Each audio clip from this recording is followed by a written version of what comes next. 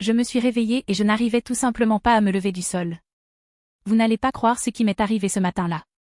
Le matin du 9 janvier, je me suis levée pour aller à la salle de bain et commencer à me préparer pour le travail.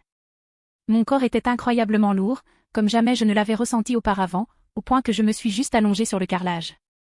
Je me suis dit que j'allais me donner 5 minutes, puis il faudrait que je commence à me préparer ou j'allais être en retard. J'ai donc mis un minuteur sur mon téléphone. Quand il a sonné, je n'ai pas réussi à me lever. Je n'arrive même pas à décrire ce sentiment. Mon mari et moi avions déménagé dans un autre état quelques mois plus tôt, et j'adorais mon travail, c'est toujours le cas, mais ce matin-là, je n'y arrivais pas, tout simplement parce que je ne pouvais physiquement pas me lever. J'ai appelé ma responsable pour lui dire que je prenais un jour de congé, puis j'ai rampé jusqu'au lit et me suis rendormie.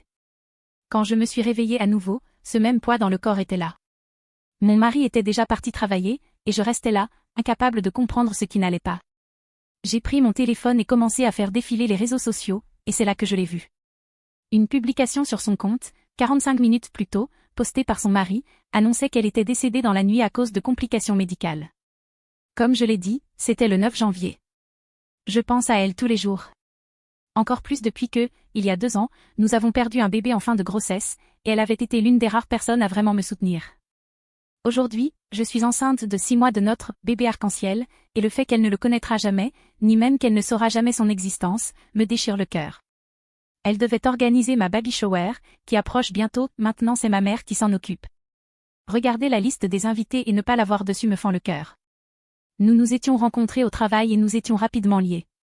Chaque semaine, pendant notre pause déjeuner, nous allions toujours chez Subway. Elle était en parfaite santé quand je l'ai rencontrée. Quelques années plus tard, elle a développé une maladie progressive qui provoquait des crises. Elle ne pouvait plus conduire, alors j'ai commencé à nous emmener déjeuner chaque semaine. Je me souviens quand elle est tombée enceinte de sa fille.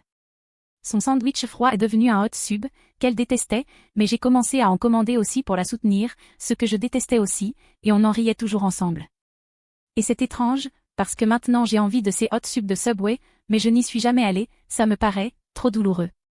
Comme je l'ai dit plus tôt, nous avions déménagé loin, mais ça n'a jamais changé notre amitié.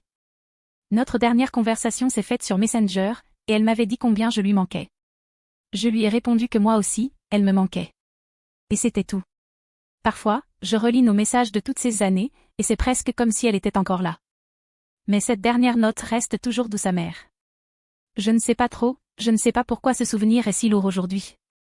Peut-être que je me prépare pour ma baby shower, que je sens notre fille bouger, et que j'ai envie de lui raconter chaque détail autour d'un sandwich Subway. Mais je ne peux pas. Je ne peux pas faire tout ça.